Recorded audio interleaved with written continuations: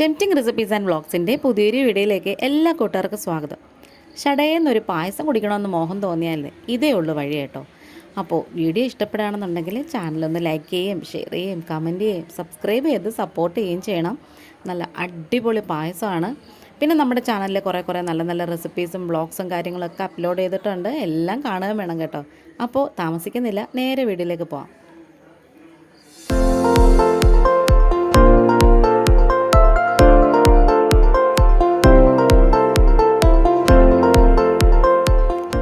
ഞാനിപ്പം പാത്രം വെച്ച് കൊടുത്തിട്ടുണ്ട്. ഇന്നിപ്പോൾ ട്രൈ ചെയ്യാൻ പോകുന്നത് ഡബിൾ ഹോൺസ്റ്റൻ അതിൻ്റെ ഇൻസ്റ്റൻറ്റ് പരിപ്പ് പ്രഥമൻ്റെ മിക്സാണ് കേട്ടോ.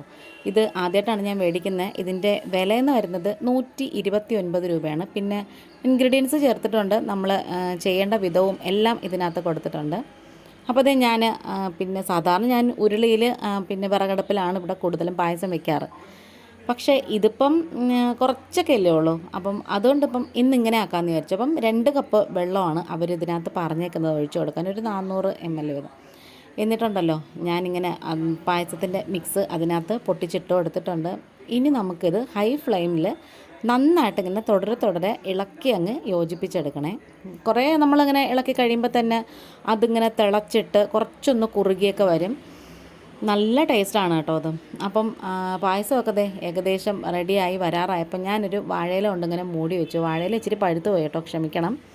അപ്പം ഇതിങ്ങനെ ഏകദേശം കുറുകി വരുന്നുണ്ട്. പിന്നെ സാധാരണ നമ്മൾ കടലപ്പായസം ഉണ്ടാക്കുമ്പോൾ അതിൽ തേങ്ങാപ്പാലൊക്കെ ഒഴിക്കത്തില്ല. അപ്പം ഇതിൽ പ്രത്യേകം പറഞ്ഞിട്ടുണ്ട് കോക്കനട്ട് സോളിഡ്സ് ഒക്കെ ഇതിനകത്ത് ഇട്ടിട്ടുണ്ട്.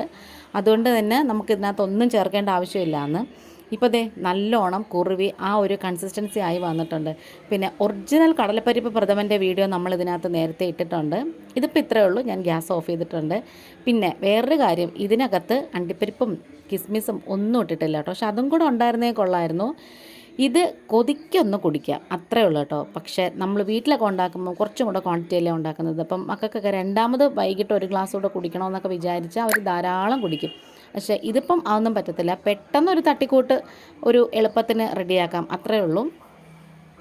ടേസ്റ്റ് വൈസ് നല്ല അടിപൊളിയാണ്. ട്രൈ ചെയ്ത് നോക്കണമെന്നുള്ളവർക്ക് ചെയ്യാം.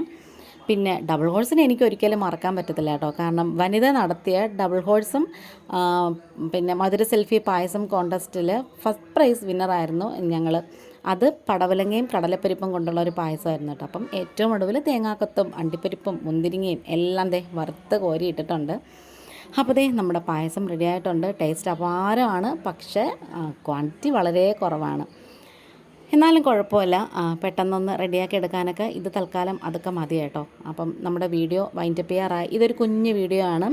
ഇഷ്ടപ്പെടുകയാണെന്നുണ്ടെങ്കിൽ ഒന്ന് ലൈക്ക് ചെയ്യുകയും ഷെയർ ചെയ്യുകയും കമൻറ്റ് ചെയ്യുകയും സബ്സ്ക്രൈബ് ചെയ്ത് സപ്പോർട്ട് ചെയ്യുകയും ചെയ്യണം. വാച്ച് അവർ കുറവാണ്, പക്ഷേ വീഡിയോ ഇടുന്നതിനനുസരിച്ച് കൂടി വരുന്നുണ്ട്. നിങ്ങളുടെ കട്ട സപ്പോർട്ടും കൂടെ ഉണ്ടെങ്കിൽ ഇത് പെട്ടെന്ന് ചാനൽ മോണിറ്റൈസ് ആയി കിട്ടും.